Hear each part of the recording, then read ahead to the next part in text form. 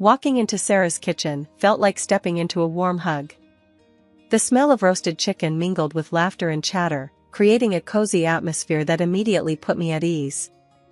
I was a bit of a hermit, preferring my books and lesson plans over social gatherings, but Sarah had a way of drawing me out of my shell. "Emily, you made it!"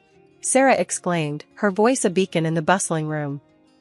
She dashed over, enveloping me in a tight hug that squeezed the breath out of me for a second.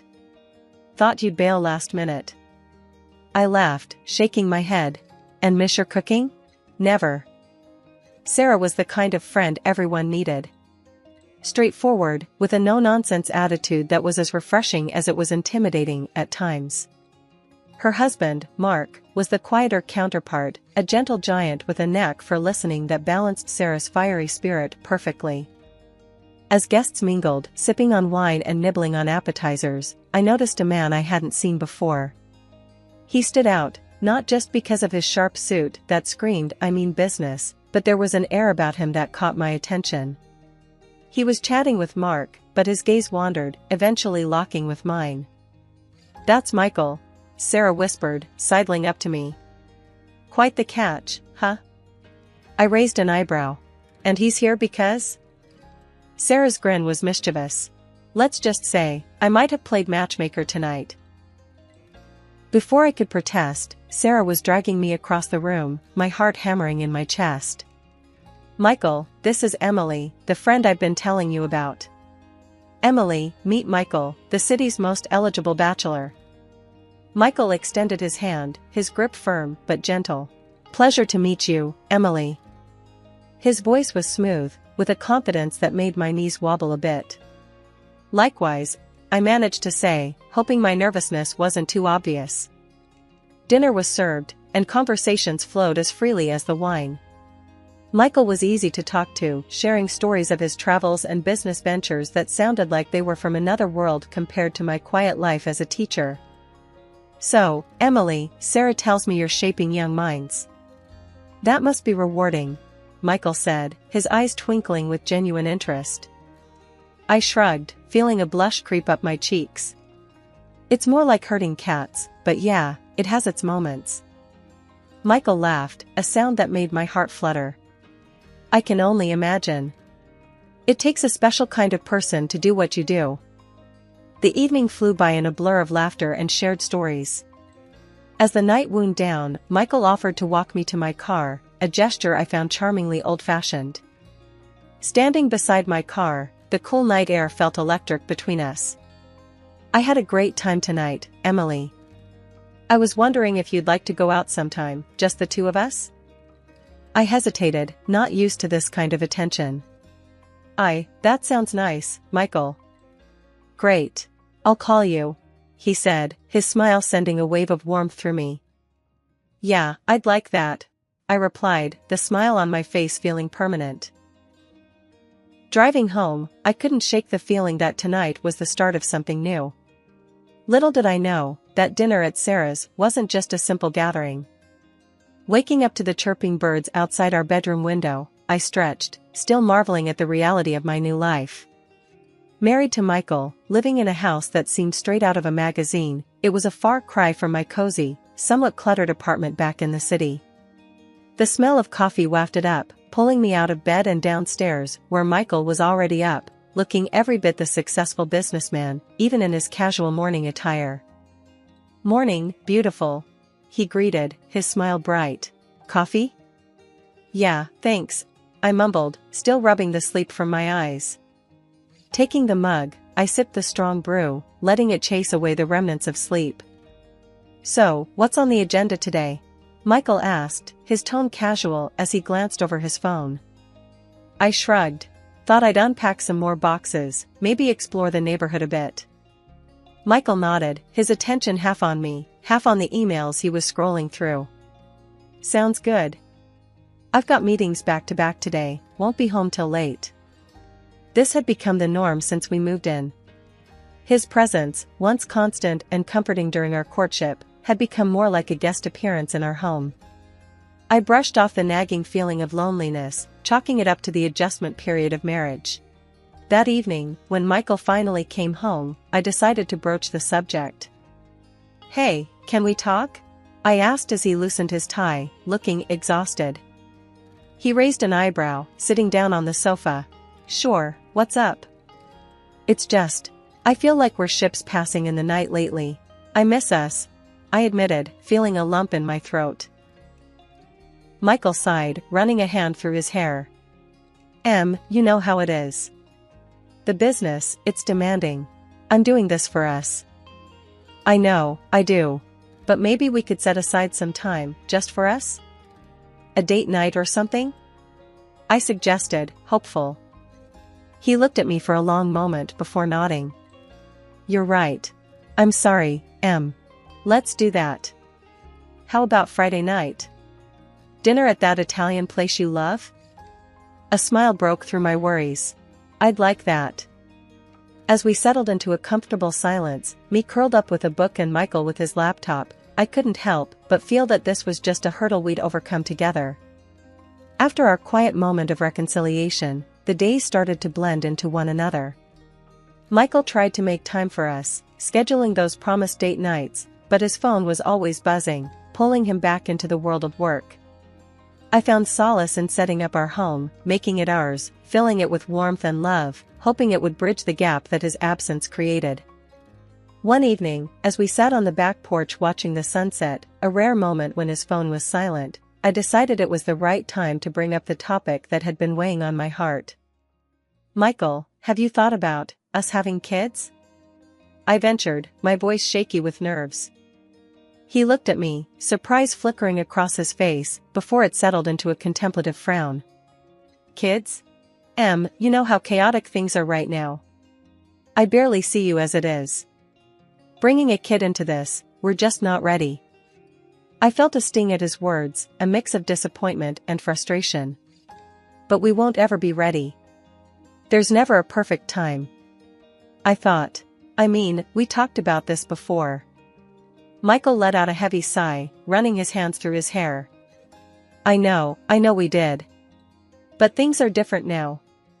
The business is at a critical point, and we're just not in the right place for this, His words felt like a punch to the gut, leaving me winded. It wasn't the response I hoped for, and it hurt more than I expected. "So, what? We just keep waiting? Until when? Until it's too late?" Come on, don't be like that. It's not about putting it off indefinitely. Just, not right now, okay? Let's get through this patch, and we'll revisit. "I promise," he said, his tone gentle, but firm. I nodded, not trusting my voice. The conversation had not gone as I hoped, leaving a heavy silence between us. As the night drew in, the gap between us felt wider than ever. 2 years flew by, and the change in Michael was like night turning into day, only in reverse. He was always at the office, buried in work, leaving me alone in our big, silent house. I found myself diving into my teaching, taking on extra classes, even snagged a part-time job to fill the echoing quiet of my days and nights. Michael? When he did show up, it was like living with a storm cloud. Parked in front of the TV, a beer in hand, he'd throw out comments about how I looked, how the dinner tasted like cardboard, or how the house wasn't up to his standards. It was nonsense, all of it. I kept our home spotless, cooked meals that would make a chef nod in approval, and as for my looks, I hadn't let myself go. But the way Michael went on, you'd think I'd given up on everything. Deep down, I knew this wasn't about me, or how clean the house was. My gut told me there was someone else, that his late nights were more about who he was with than what he was doing. I've seen enough shifty glances in my time, taught enough kids to know when someone's hiding something. One evening, I couldn't take the charade any longer. Michael staggered in late, more booze on his breath than words in his hello. I was waiting for him, my mind made up. "We need to talk," I said, cutting right to the chase as he flopped down on the couch. "About?" He didn't even look up, just flicked through the channels on the TV. "Us. This." I gestured between us, the vast distance, despite the few feet. "I can't do this anymore, Michael. I'm thinking, we should get a divorce. Finally, he looked at me, his eyes narrowing. Divorce? Are you out of your mind? Do you know what that would do to my reputation? Your reputation? I couldn't believe my ears. Is that all you care about? What about us? What about how unhappy I am? Michael scoffed, taking a swig from the bottle he'd brought in with him. You're being dramatic. It's not that bad. Not that bad? I was fuming now. Michael, you're never here. And when you are, all you do is complain and drink. That's not a marriage. I don't even know what that is. He stood up then, his expression hardening. We're not getting a divorce. End of discussion. I won't have people talking, saying I couldn't keep my wife happy. I stared at him, disbelief and anger swirling in my chest. So, you're happy to live a lie? For appearances? That's enough, Emily. I'm going to bed. We're not talking about this anymore. With that, he turned and left the room, leaving me standing there, my heart breaking in silence. The last couple of months had been rough. I felt like a shadow of myself, dragging through each day with a heaviness that sunk deeper than just fatigue. Food lost its taste, and my clothes hung loose on my frame. Teaching, something I'd always loved, became a chore I barely got through. Michael seemed oblivious to it all, more concerned about the dust on the TV stand than the fact I could barely muster the strength to get out of bed. It got to a point where even I couldn't ignore it anymore. Something was off, and it wasn't just the blues. Dragging myself to the doctor's office felt like climbing a mountain, but I needed answers. Sitting in that sterile room, when the doctor told me I was pregnant, it was like a jolt of electricity. Happiness, fear, confusion, it all hit me at once. But through that storm of emotions, one thing stood clear: I wanted this baby, even if it meant going it alone. Telling Michael should have been a moment we shared, but given the state of things, I was dreading his reaction. My fears weren't unfounded. When I finally mustered the courage to tell him, his reaction was like a slap in the face. Pregnant? His voice was a mix of disbelief and anger. You want to bring a kid into this mess? I stood my ground, holding on to the newfound resolve that came with the thought of being a mother. Yes, I do. And I'll raise this child with or without you. Michael laughed, a harsh sound that echoed off the walls. Without me? You think you can handle this on your own? You're not exactly young, Emily. His words stung, but I was beyond caring about his opinions. I am fully capable of raising this child. It's clear you don't want any part in this, so maybe it's best if you leave. That set him off. Michael was furious, his words a venomous stream I refused to absorb. He stormed out, and the silence he left behind was a relief compared to his presence. 3 days passed without a word from him. I was alone, truly alone, with a life growing inside me and a marriage crumbling around me. I couldn't understand how we got here, how the man I married became a stranger, how our plans for a family turned into a battleground. My mind was a jumble of thoughts, worries about the future pressing down on me. That's when I stumbled upon something that turned my already upside-down world completely inside out. Late one evening, while scrolling through my phone, trying to distract myself from the loneliness, I noticed a message request on Facebook. It was from someone I didn't know, a woman. Curiosity got the better of me, and I opened it, my heart sinking as I read her words. The message was brief, but clear. She claimed to be in love with Michael, telling me to let him go, because he didn't love me anymore. My initial reaction was disbelief, followed by a bitter laugh. Of course, there was someone else. The late nights, the detachment, it all made sense now. But seeing it in black and white was a slap I wasn't prepared for. Fury and hurt swirled inside me, urging me to do something, anything. So, I did what any self-respecting, scorned woman would do. I went to her profile. There, smiling back at me from the glowing screen, were pictures of Michael and her, cozy and smiling, a stark contrast to the coldness I'd been living with. I felt sick, my hands trembling as I put the phone down. It was one thing to suspect, another to have it confirmed so blatantly. I needed to confront Michael, to hear him admit it. But first, I needed support. Staring at my phone, the message from Michael's mistress still burning bright on the screen, I felt a surge of disgust and betrayal so intense it was like a physical blow. My hands shook with a mix of rage and heartache.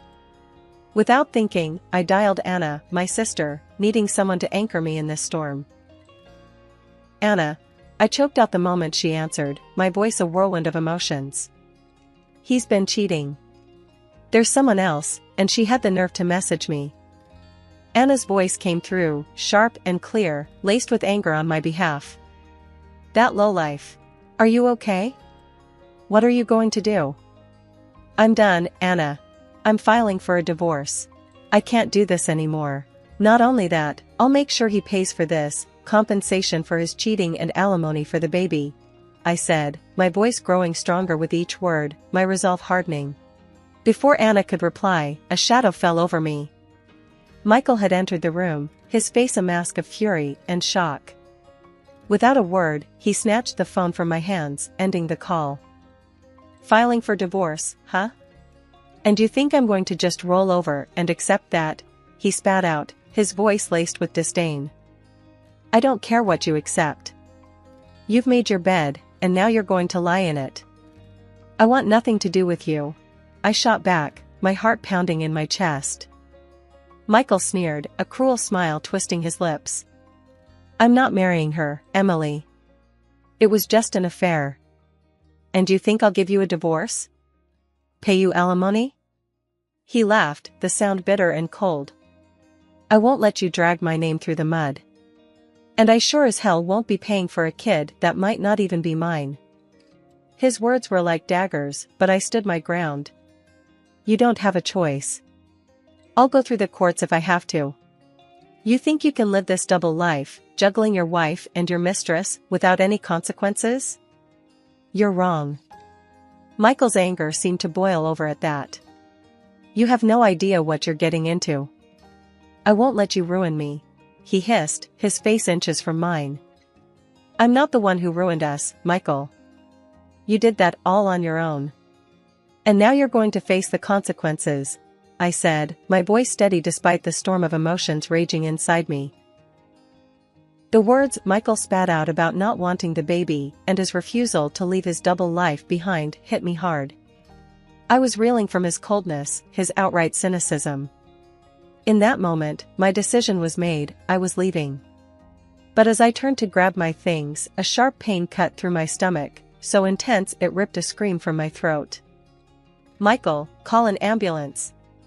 I gasped, doubled over in pain, clutching at my belly. He looked at me, annoyance flickering in his eyes, before being replaced by a reluctant sense of responsibility.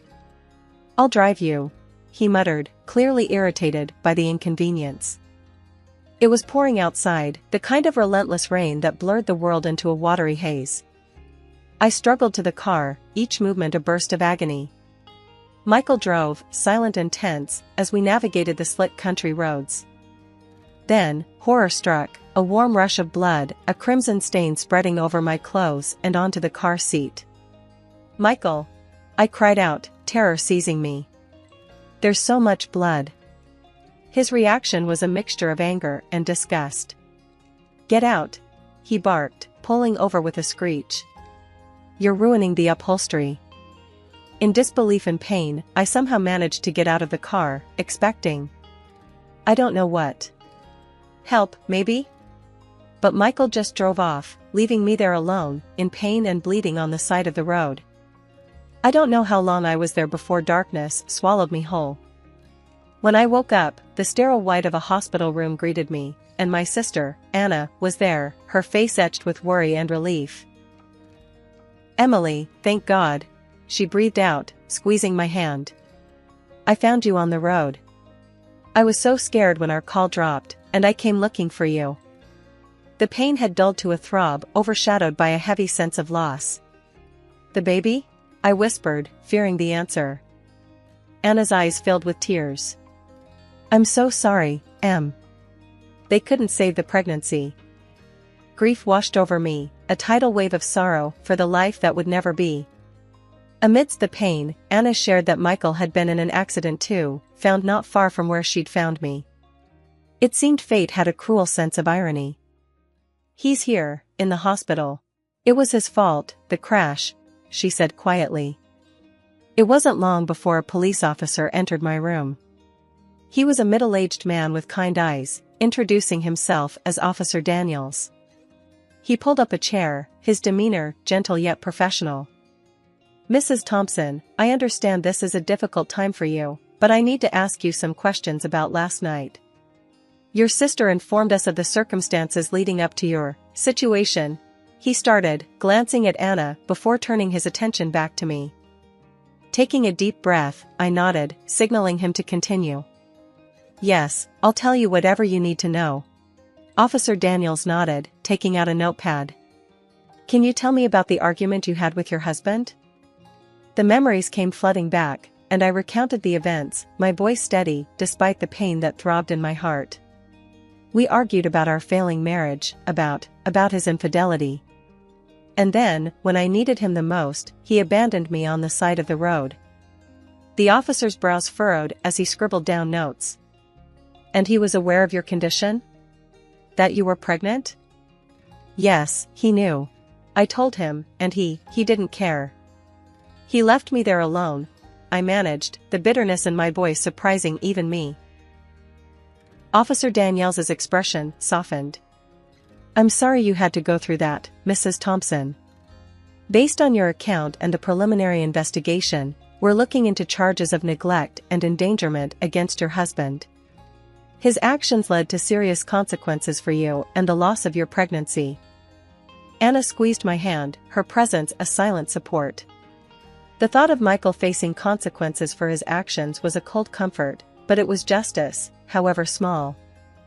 What happens now? I asked, the weight of everything crashing down on me all at once. We'll proceed with the investigation, and I'll need you to provide a formal statement when you're ready. We'll do everything we can to ensure your husband is held accountable, Officer Daniels assured me, his voice firm. As he stood to leave, he paused, looking back at me. Take care of yourself, Mrs. Thompson. We'll be in touch. After he left, the room was silent, save for the steady beep of the heart monitor. Anna was the first to break the silence. He'll get what's coming to him, Em. You're not alone in this. The days that followed were a blur of doctors, police statements, and endless hours of trying to piece together a semblance of normalcy. Michael had been charged, and the news of his actions and subsequent arrest made headlines, tarnishing the reputation he valued above all else. After everything settled, the divorce, the court cases, and Michael's downfall, I started to rebuild my life, brick by brick. The compensation and the justice served felt like a cold comfort, but it was closure. The press had a field day with Michael's story, his reputation tarnished beyond repair. He lost his job, his status, and his ability to charm his way through life. As for me, I took it as a sign to start fresh. I found a quaint apartment not too far from the school, a place filled with light and hope, a stark contrast to the shadows of my past. Returning to teaching felt like coming home, the smiles and laughter of my students a balm to my soul. One afternoon, as I was tidying up my classroom, Marie, a fellow teacher and friend, popped her head in. Hey, Emily, you heading out soon? Yeah, just finishing up here, I replied, stacking some papers. She leaned against the doorframe, her expression serious. You know, we're all really glad you're back. The kids missed you. Hell, we all did. I smiled, touched by her words. Thanks, Marie. It feels good to be back. Feels like I'm finally moving forward, you know? Marie nodded, understanding. You've been through so much, Emily. But you're one of the strongest people I know. You've got this whole new chapter ahead of you now. I chuckled, the idea of a new chapter still feeling a bit surreal. Yeah, a new chapter. Just gotta make sure it's a good one, right? Exactly, she agreed with a grin. And hey, who knows? Maybe there's a new love story in there too. When you're ready, of course. The thought had crossed my mind, the possibility of opening my heart again. But I knew if that chapter were ever to be written, I'd approach it with more caution, more wisdom. "I'll take my time with that one," I said, my voice steady. "But for now, my heart's full enough with these kids and getting my life back on track." Marie nodded, pushing off from the doorframe. "Well, just know we've got your back, Emily.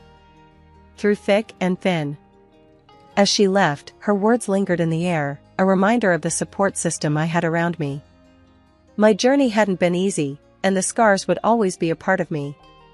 But as I looked out at the empty classroom, filled with the echoes of laughter and learning, I felt a sense of peace.